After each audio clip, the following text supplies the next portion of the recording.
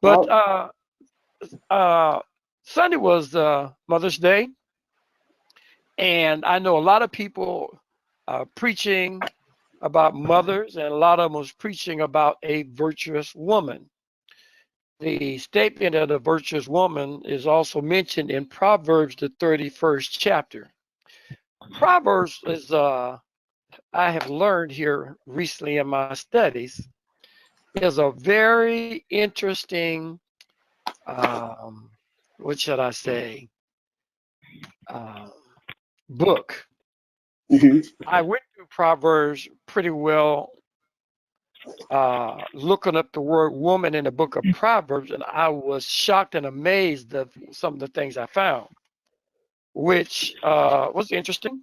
Uh, I think I took the notes to all those verses up there to my wife, and she never brought them back.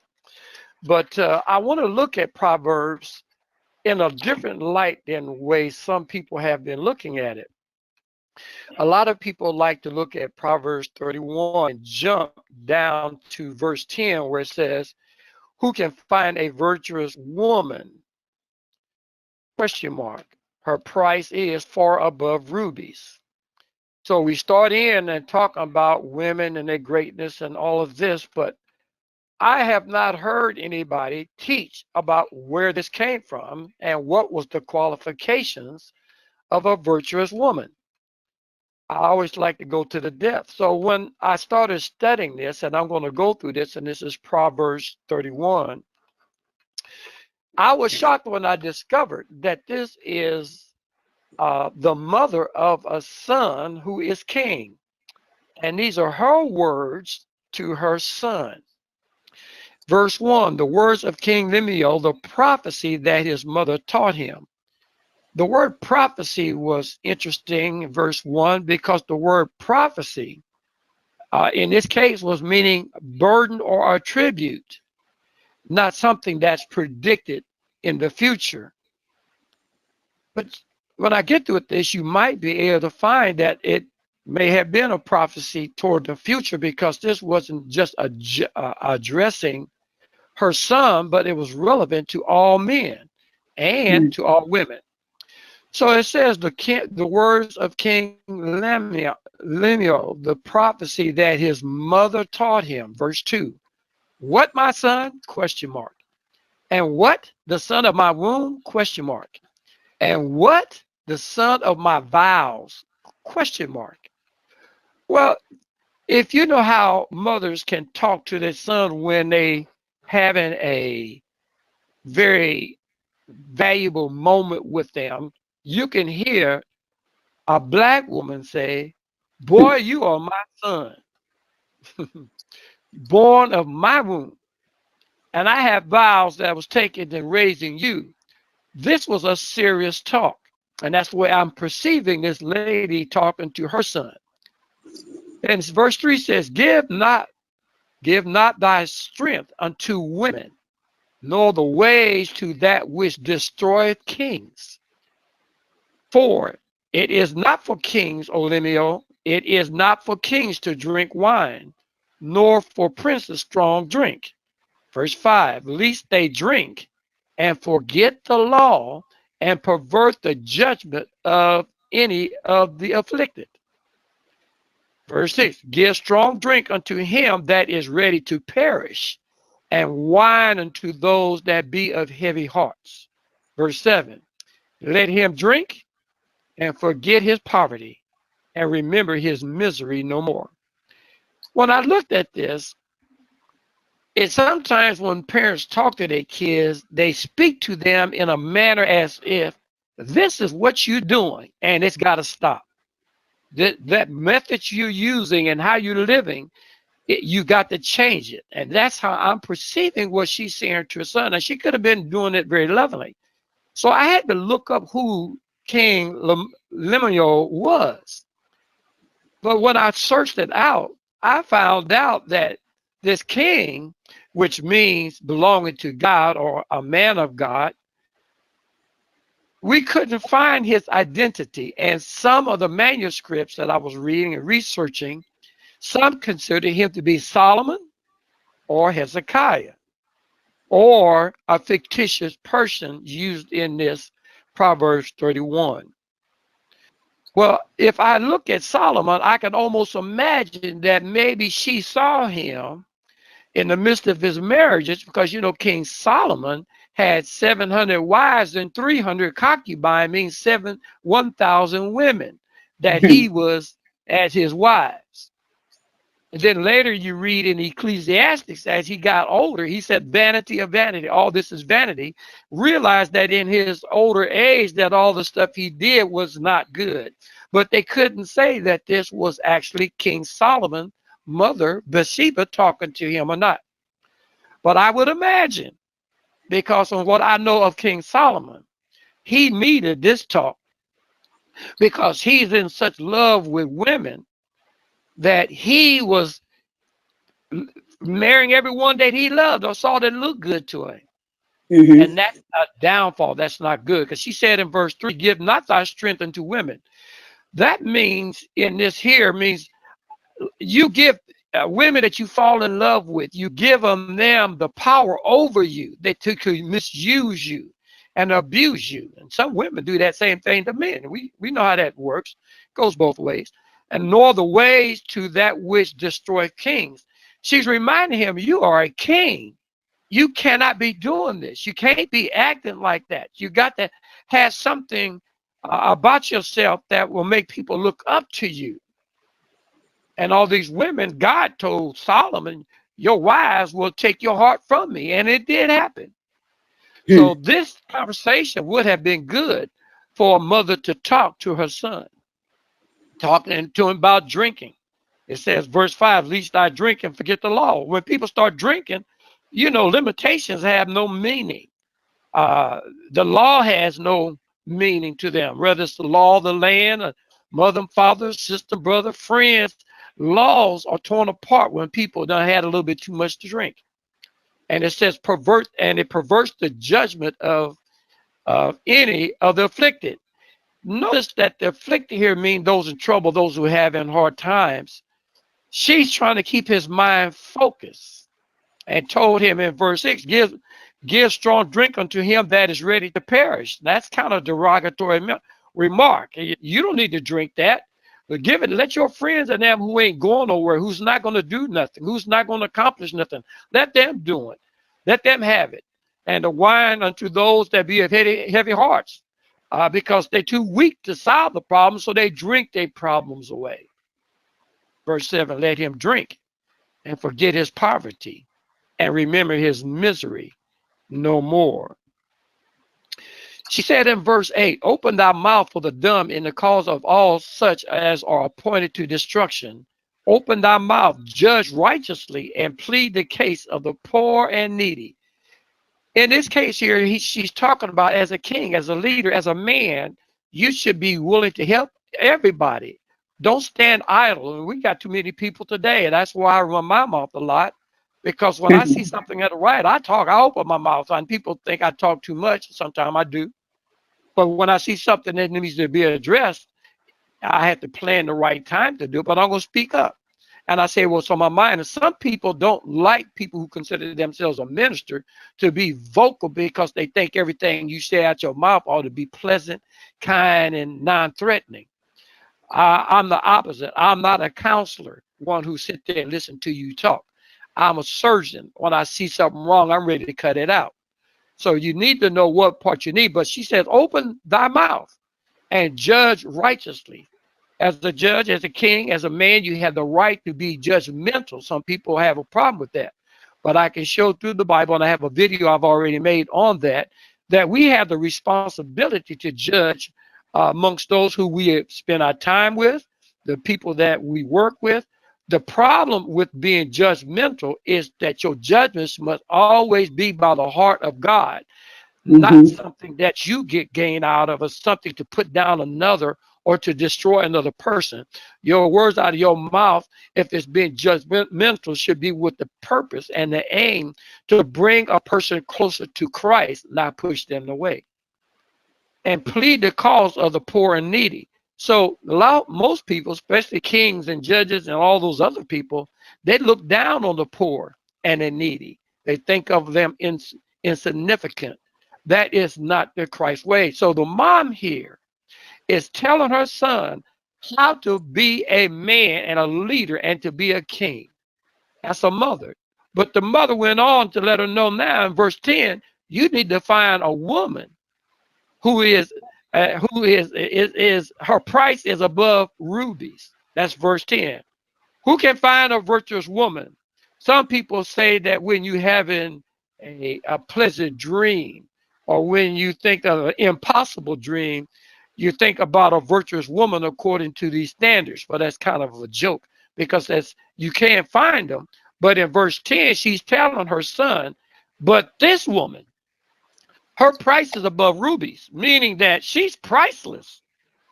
When you find this woman that she's getting ready to lay out, she should be to her husband somebody who is priceless. Verse 11, the heart of her husband does safely trust in her, so that he shall have no need for spoil. Meaning, he has no need for nothing, because this woman, this virtuous woman, is taking care of everything that he needs in the home, outside the home, and the family. And she prioritizes the life. She's so that way when he leaves and goes somewhere, he don't have to worry about what's going on at home, because his wife, in this case, that's what we're referring to, a husband and a wife who loves the Lord.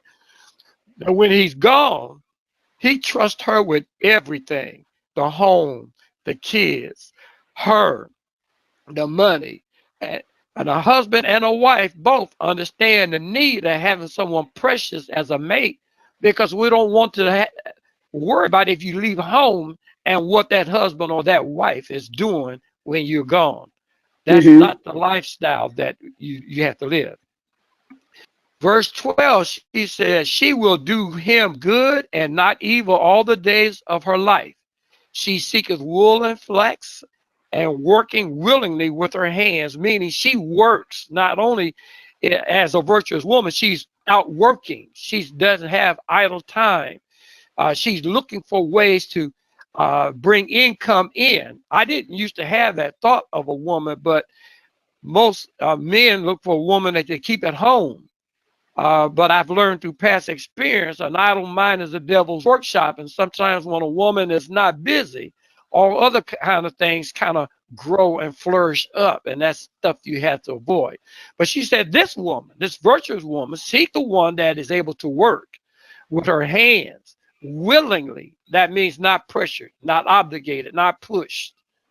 14, she is like the merchant ship. She bringeth her food from afar. A merchant ship means across the land. So she goes outside the house and to find food that she can bring in for her family. She's busy. Verse 15, she rises also while it is yet night, and giveth meat to her household and a portion to her handmaids. This is another qualification. That means she's up early while people are still asleep. She is managing her household, getting food ready for her household. And not only for them, but if they have handmaidens, servants, or whatever they have, she's also providing for them. So she's not selfish. It ain't just about her or just about her husband or just about her kids. She looking taking care of her whole house, and then the servants and the maids that's around her. A virtuous woman. She considers the field and buyeth it. With the fruit of her hand, she plants the vineyard. This is amazing when you think of these things that the whole Bible normally does not address a woman by. But it shows here that she is conscionable enough where she is out to go purchase a field, get something, and she buys it. Uh, with the fruit, with the fruit of her hand, she planteth a vineyard. Means she gets it, then she works it, then she plants the seeds, and she picks from it. So she is very strong-minded, strong-willed, and all of that. Just whatever it takes for her family, she does it. Mhm. Verse 17, she guardeth her loins with strength and strengthen her arms, meaning not only physically, but with herself as a woman. She doesn't forget that she's still a woman, and she still strengthens her arm to do the work that she needs to do. Verse 18, she perceiveth that her merchandise is good. Her candles goeth not out by night. So she perceiveth that her merchandise is good. See, she's looking beyond today. She does not get caught by surprise. She has planned it. She has worked it out, made provisions for whatever she needed from one day to the next for her, her home, and her family. And that way she's not caught. It says her candle goeth not out by night, meaning she already had the provisions for that light, the oil, whatever they needed. Looking ahead. So we're looking at how the mother is building this image in the son, in the mind of her son's head.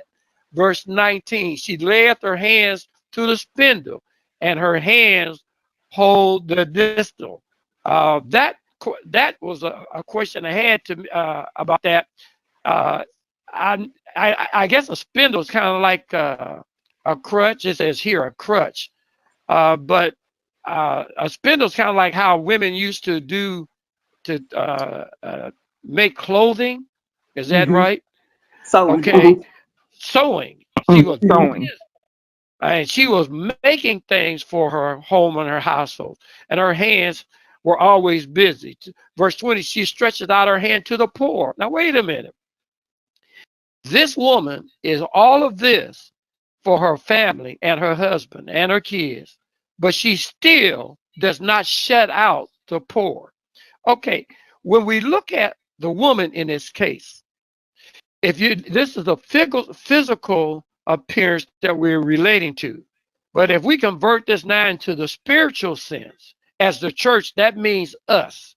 That means we ought to be busy at all times. We're Mm-hmm. out here looking to do what is right for all people. We don't linger and hoard around. We are out there managing our life to help one another. And this here, she says, she reaches forth her hands to the needy. Now, we got some selfish people in this world, but Yes. as the church, the one responsibility that the church is supposed to be doing is what? Helping the needy, feeding, clothing, whatever is needed. And that, as a church, that's what we are supposed to be doing. So back to her, she reaches forth her hands to the needy. That is outside of her home. She's working hard for her home, and she's going outside her home to do that as well. Verse 21 says, she is not afraid to the of the snow of her household, for all her households are clothed with scarlet. When I reviewed that, scarlet we know in color meant red, Mm-hmm. crimson here, looking up properly the insect or its color, used as a dye. But I was also found that the clothing that they made, they also sometimes were double lined so that when they put them on, they brought comfort and it brought protection and it provided heat. Because that's why she said she is not afraid of the snow for her household, meaning that although it snows, snow means cold. She has already made provisions for the clothing for her family to wear so that they are not hampered by the snow or the cold. So she's looking ahead. She's not caught by surprise. Verse 22, she maketh herself coverings of tapestry. Her clothing is silk and purple. Ain't this something? Because we know that we're talking about making quilts, making clothing, and all of this. Uh, she speaks of silk and purple, purple as a sign of royalty. Mm-hmm. So evidently she made the clothing for her family and the bed coverings as well. This woman was extremely, extremely busy. Mm-hmm. Verse 23, her husband is known in the gates when he sits among the elders of the land. Now, here's another part of this. She is so tough with her stuff, what she does, making her family look good, that she has her husband looking so good that when he goes into the temples, when he goes into the gates, when he sitteth among the elders of the land, it says in verse 24, she maketh fine linen and selleth it and delivereth girdles unto the merchants. He is looking good. She got him where he's the talk of the town because she had him with fine clothes, looking good, got him set up. They look at his wife and know that the house is taken care of. This is why it also says that a one that desires the office of a bishop, talking about a pastor, must be the husband of one wife, indicating something of one that are not married a couple of times, but so one that doesn't have multiple wives, because during this time they have multiple wives, but one that takes care of his family. So when a husband is seen, they look at him. The next thing they look at is the family. What does the wife look like? What is the wife doing? How is the kids acting? Because when you look at a man of leadership, her husband is known in the gates when he sits among the elders of the land. That means he was looking good. Now y'all got two of me here on the screen if you're able to see me. She maketh fine linen and selleth it and delivered girdles unto the merchants. That means the things that she make is outstanding. And it makes him look good. When he sees them, when the people see him at the gate and he enters in, they're looking at how sharp he is. And we know that men will be looking at him, will look beyond him and look at his wife, knowing that who she is and what she looks like and what she's doing. And in this case, this woman has kept her house together, the kids, and all that she's done. And it's a great reflection upon him because she is so tight in what she has accomplished. To verse 25, strength and honor are her clothing, and she shall rejoice in time to come. Even after all the things that she's done, all the great things she's done, and managing her home, her kids, and her home family, and buying land and doing all this stuff, she is taking time out for herself. And this is very important because some people, women especially, when they work hard to try to make a family right, sometimes they forget about themselves and wear themselves out, and they get discouraged and people are not helping to lift them up. So she is taking care of herself in the midst of all that she has done. And verse 26 says she opened her mouth with wisdom, and in her tongue is the law of kindness. So her conversation, her speech is very good. She's kind. She's not a brawler or someone who has a vindictive spirit and speaks sharply to people. And we know people even at the church that there's some people when they open their mouth, we already know there ain't no good thing coming out of their mouth. That's right. Right. So she is not like that. 27, she looketh well to the ways of her household and eateth not the bread of idleness. This woman is always busy. And all the things that we've seen above, we can tell you that she busy. I don't know how she has time to do anything, but it says that she does not eat, and eateth not the bread of idleness. She makes use of every minute of the day. Verse 28, her children rise up and call her blessed. Her husband also, and he praises her. Now, that's an interesting part here. It's good when the kids can speak of their mama, but often kids are always speaking good of their mama. That is nothing. You still there? Yes. Oh, I got another one. If somebody else was,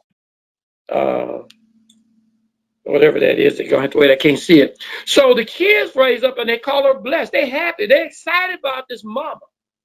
And her husband also, he praises her. Unfortunately, we live in a time where some husbands, some men take all of this for granted and misuse a woman who's given all this out. And this is why some women are so bitter today, because they have tried to give their best and it has been misused and abused. And these are the things that we teach men and women, starting with our young kids. What is expected of a man? What is expected of a woman?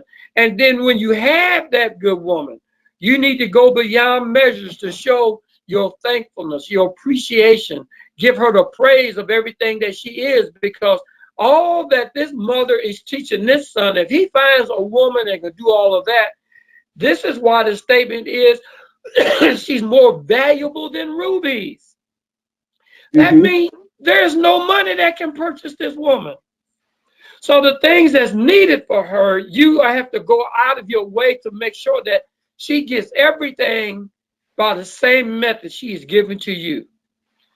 That's why some people, like I've said, you find a woman that knows how to do all these good things because you know actually the woman is not obligated to do anything for you. The Bible says in Genesis that she is a helpmate. That means if you ain't doing nothing, there's nothing for her to help do. So when you find a woman who's willing to wash your clothes, don't get her a secondhand broken down washing machine and dryer. Get her one that will make her appreciate going to the washing machine and dryer. When you buy an iron and she does her ironing, don't get the cheapest one you got. Get one that can iron the clothes by itself, or at least close to it. Do these things to show your appreciation back to her, because she does not have to do anything for you, because she's only a helpmate. And I try to teach people that she's not obligated to do anything. You chose to marry her, and it's your responsibility to take care of her. A lot of men don't want to hear it, but that's the gospel. Verse 28, I said that. Verse 29, many daughters have done virtuously, but thou exceedeth them all. Train up your daughters to be great women, not just as normal. Teach them to go beyond, be like Christ-like, not of the world. Verse 30 says, favor is deceitful, because you hear a lot of people say favor is not fair, and beauty is vain. But a woman that feareth the Lord, she shall be praised. Verse 31 in the last verse, give her of the fruit of her hands, and let her own works praise her in the gates. Boast about what has been given to you. And this is why I said the qualification of a virtuous woman. I've heard a lot of preachers say a lot of things about Proverbs 31, and they make accusations about things that is not in this book. It's out of content.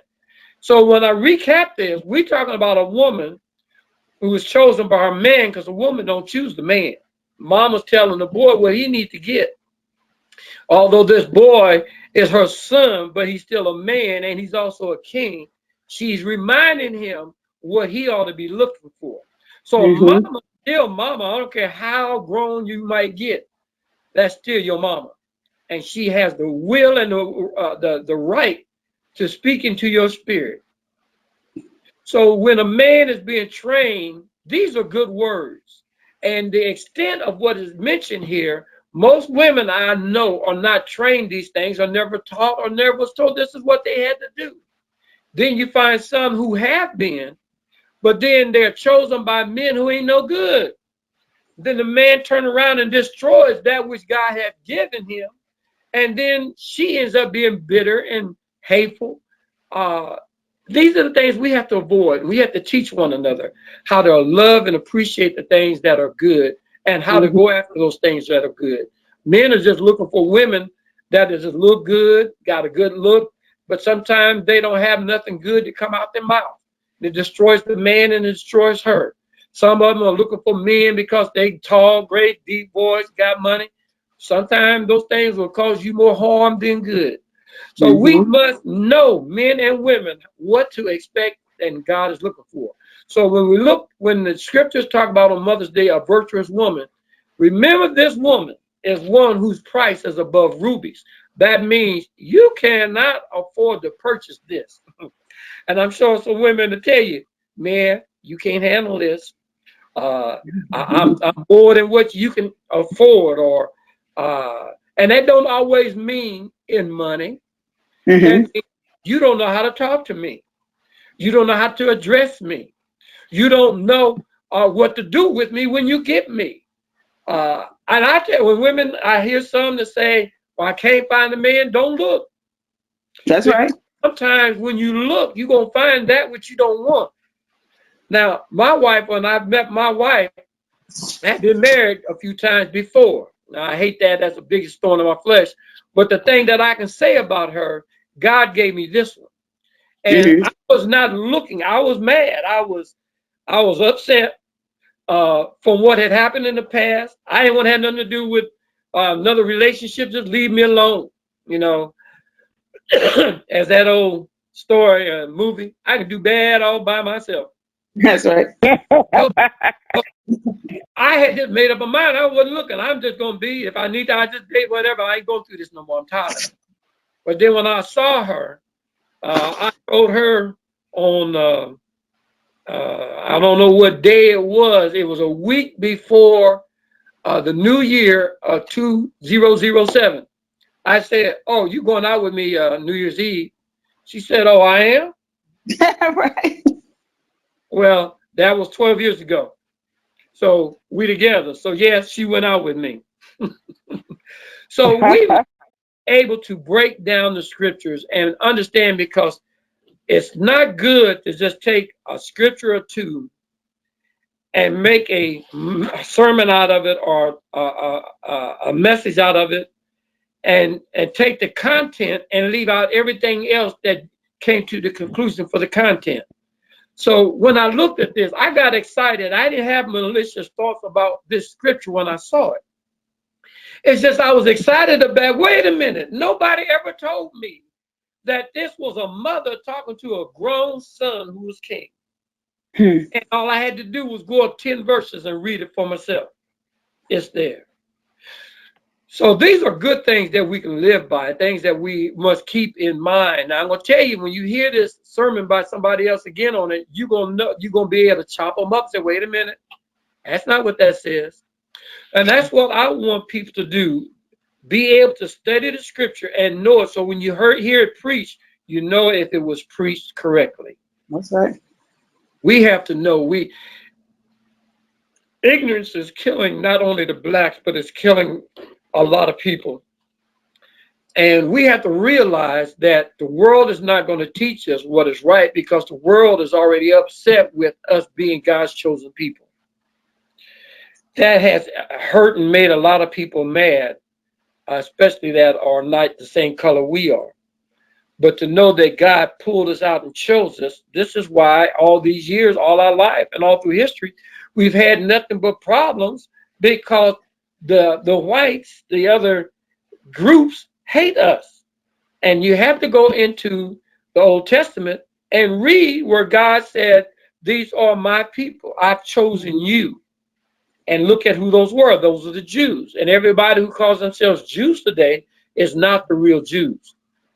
And so we must even study and learn that, so that when we read the Bible, we must understand thoroughly that a lot of the content that we read is not for us to understand, but because it allows freedom for people during the slave time and even today to twist the word to make it mean what they wanted to in order to get your praise to them.